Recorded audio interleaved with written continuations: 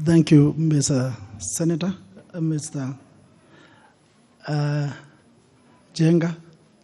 And I want to take this opportunity first to thank the Speaker of the Senate, together with the senators, for listening to us, being patient for all this time.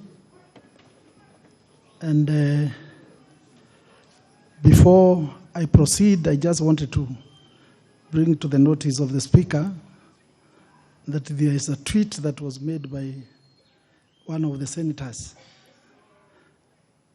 somehow concluding as if you have concluded the whole matter. And I wonder whether it is proper for tweets when the process is going on.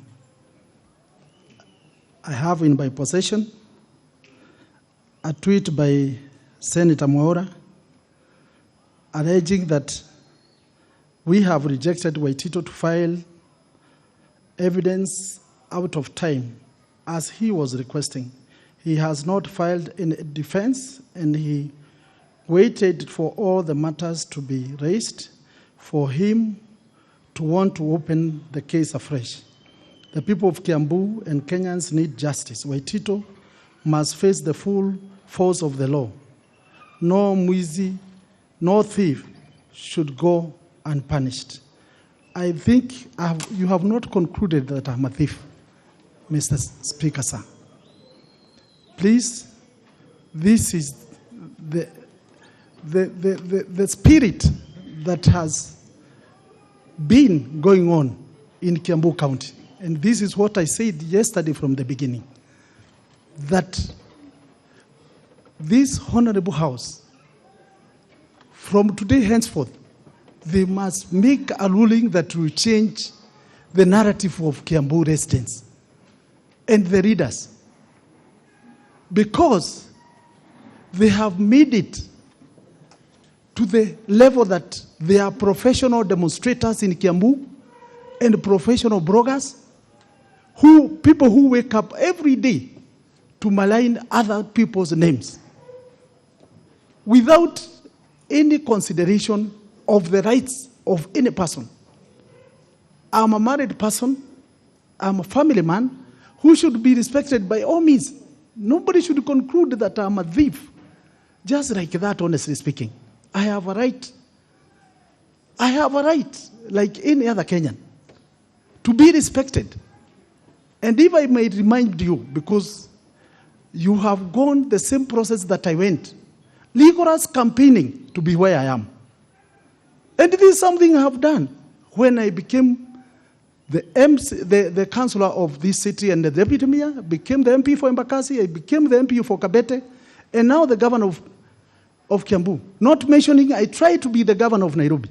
I'm somebody who has worked hard, who should be respected, and somebody who knows what it is all about to have a seat and take care of it. So, Mr. Speaker, sir, when you are considering, together with the honorable senators, please consider that I'm not somebody who just sneaked to be a governor.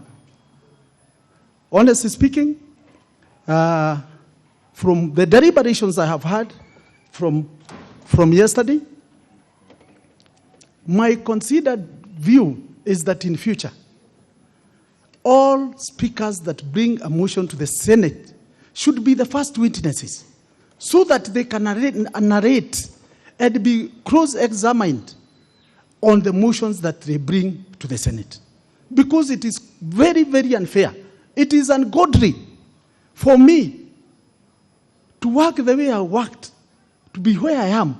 Then I'm removed unceremoniously, like somebody, because I'm maybe not in your political right position as you might. And tomorrow with the politics, I might change and be with you.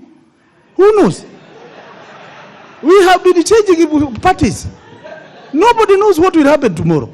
So you cannot judge a politician from what was happening last week or yesterday. You don't know what will happen tomorrow.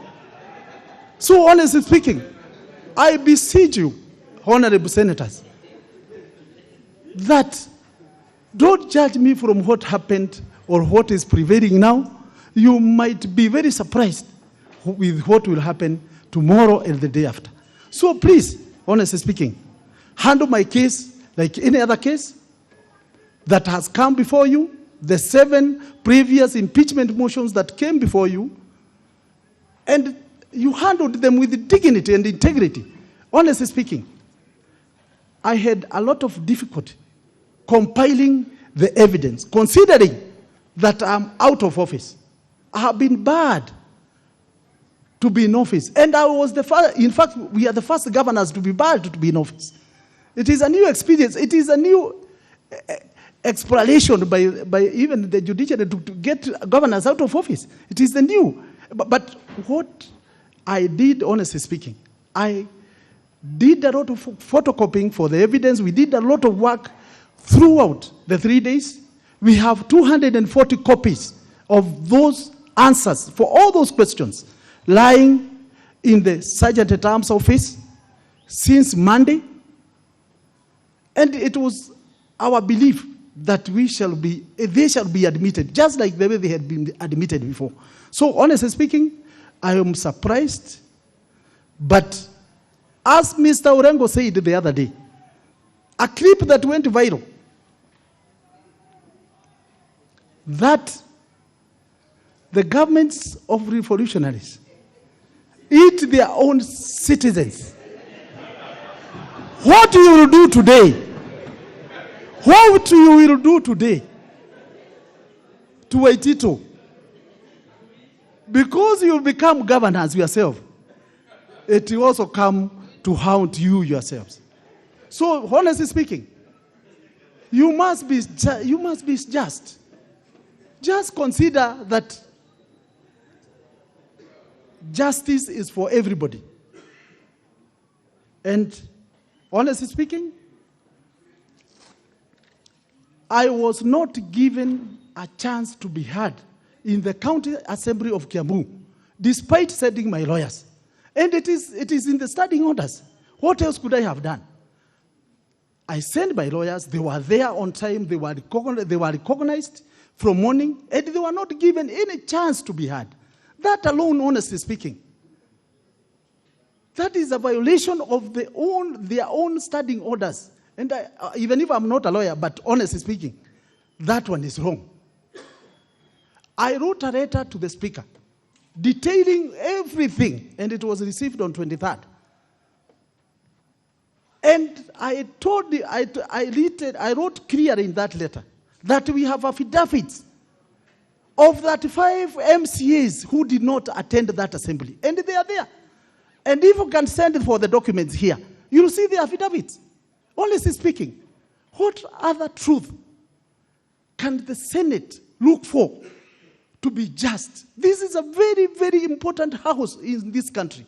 You are very important people that every Kenyan look for.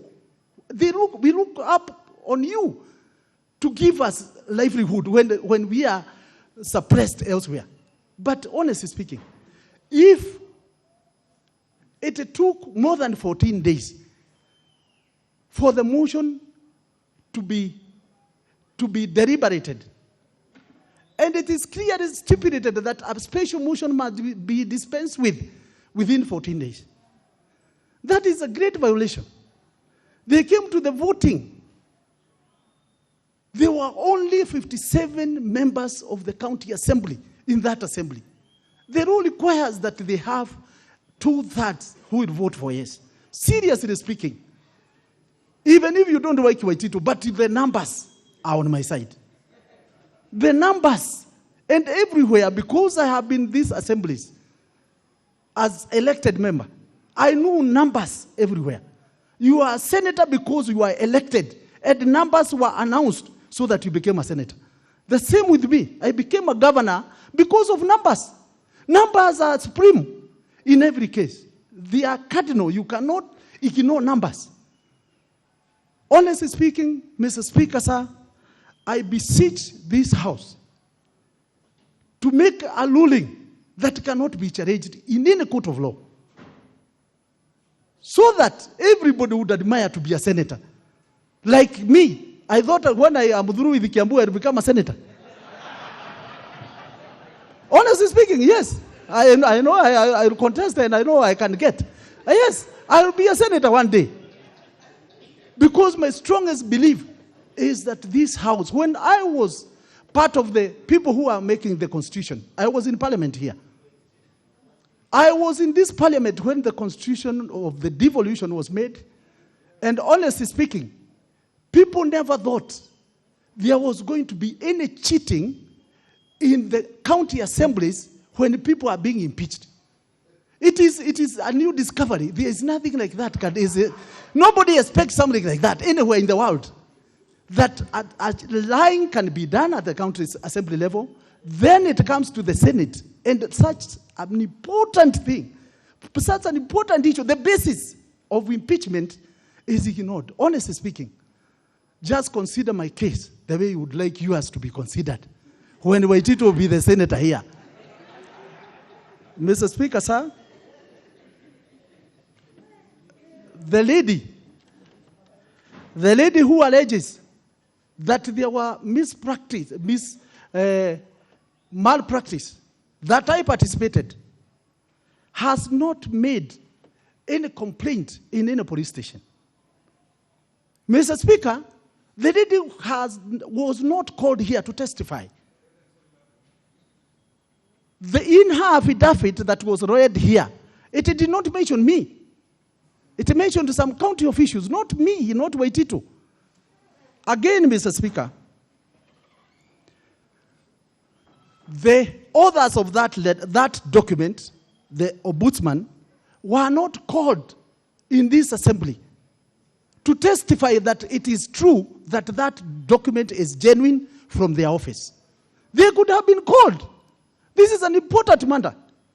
Getting rid of somebody who was elected with over 800,000 votes.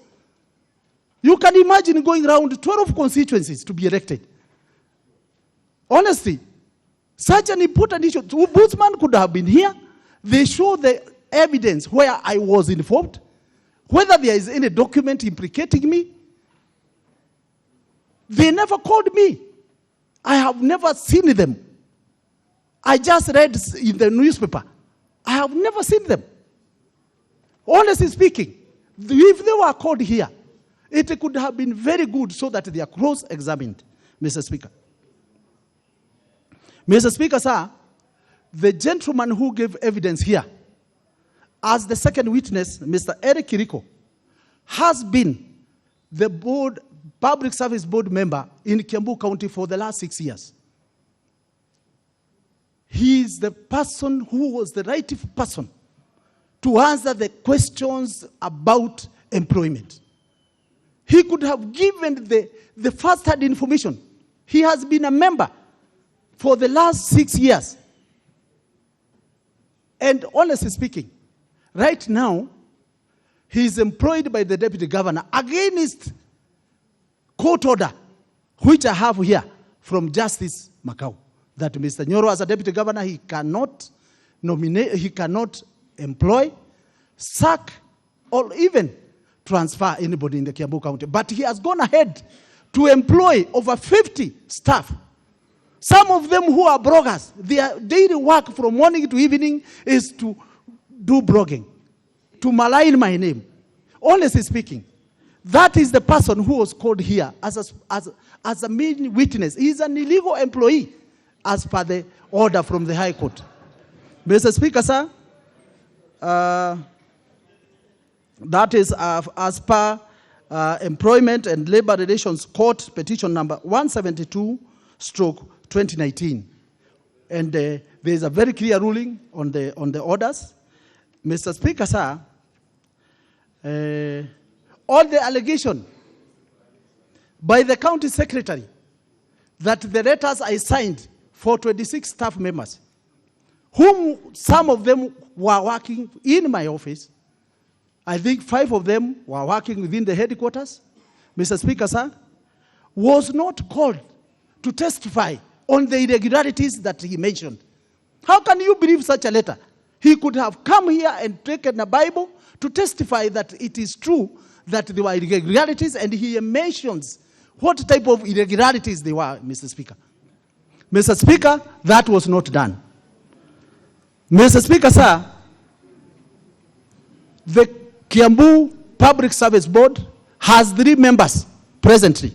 It doesn't have a quorum, but it has 3 members. None of the members was called to testify on the irregularities that I am assumed to have done in employing the cashiers. I'm not part of the Public Service Board. All those members were recruited by the County Public Service Board. Mine was just to give them a letter in a ceremony in the last day of that appointment. But they had gone through the process of recruitment by the County Public Service Board.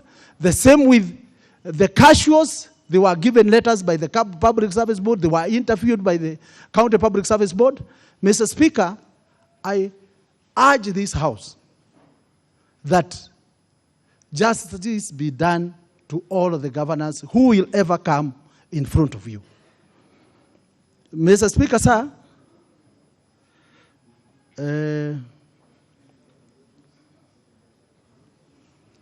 if you look at those documents, you will see that they are signed by different people.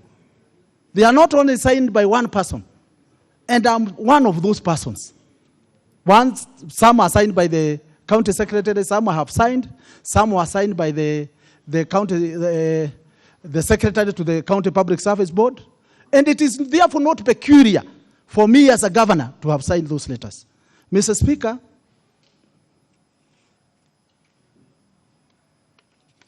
on the allegation of influencing tenders, Mr. Speaker, there is no evidence that was adduced in front of you to suggest that I was given any kickback in those tenders. Mr. Speaker, all of you know that when we are campaigning, we promise our people roads, to make roads for them. And it is not peculiar to Kiambu alone. Every elected person when campaigning, they say what they will do in the future. I said exactly that, even me.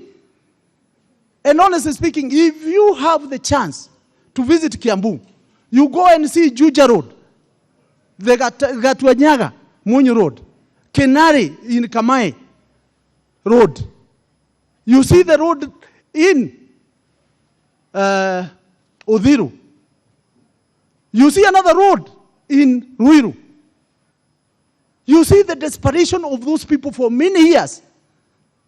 Mr. Speaker, sir, for those procurement staff in my county who went ahead to advertise those tenders, Mr. Speaker, sir, I would like the senators and you yourself to understand that these projects were not being done in one financial year. They go in 2, 3 financial years. And that is why when they are quoting, they quote the whole amount, but it will be in different budgets, 2 or 3 budgets before the roads are completed. So, Mr. Speaker, you cannot blame me, honestly, for a road that was not built for myself. They were to be built for Kiambu people. And honestly speaking, I will repeat it again, that to be elected, you have to give promises, and to execute the promises is not that easy. As a governor, I thought my most important thing is to spearhead the county to achieve development that we had promised our people. And therefore, Mr. Speaker, in absence of any evidence that I got any kickbacks from those tenders, honestly, you cannot take that one as an evidence against me. Mr. Speaker, on the budgeting, we have very qualified staff in Kiambu County. Some who have masters in procurement, some who have PhDs. Those are the people who should have answered any question concerning budgeting and procurement. I'm not a procurement staff, Mr. Speaker. I don't belong to those committees. There are people who are entrusted to do that. Mr. Speaker, to sum up what I had to say, Mr. Speaker, the first witness who was here, and I think he's still here, I can challenge him, Mr. Speaker, sir, to produce any document to show that he has a master's degree. or he is a member of CPAK. Mr. Speaker, sir, this House must demonstrate that Kenyans need to be told the truth always by leaders. You should not entertain liars and propagandists to find their way in the assembly, in the Senate. People should know that Senate is a very, very respectable house with people of great integrity, and whatever somebody comes to tell the Senate here must be the truth and nothing else but the truth. It is also important to mention, just to show how gravity of lying in Kiambu is high. My deputy governor has been going everywhere saying that he's a doctor. He doesn't have a PhD. Mr. Speaker, sir, this House must demonstrate and teach Kiambu a new lesson of saying the truth. Deceit, propagandists, honestly, in this country must be discarded. Mr. Speaker, somebody talked about a case and this time that zero tolerance on corruption. I have not been convicted. I'm still innocent until proven guilty. Even our president said that in the church the other day, that all those people who have been accused are still innocent. And I believe you, as our senior people here, senior lawyers, whom we have been reading even in school, whom we admire so much, please make sure that you do justice. Make sure that you follow the law and the Constitution, so that your legacy and those people who admire you out there, who go to the school of law to learn to be like you, can learn day and night to be like you. Because you are admired out there by people who would like to see you themselves one day looking like yourselves. Mr. Speaker, I hope that this House will consider that I had the evidence. I have the evidence. It is around in the compound of the Senate for the last 3 days. Mr. Speaker, I had written a letter to you immediately after the Assembly of Kiambu did what they did, and I detailed everything. And the letter that the lawyer for the Assembly talked about, everybody must know that that letter had been written on time, and I expect that justice will be done to me like it has been done before to the other governors. Thank you so much, and God bless you. For those who will be governors, for those who will be governors, remember that MCAs sabotage everything until you bribe them. It is a serious problem handling MCAs. Therefore, honestly speaking, the first witness here is the one who had taken our budget to court.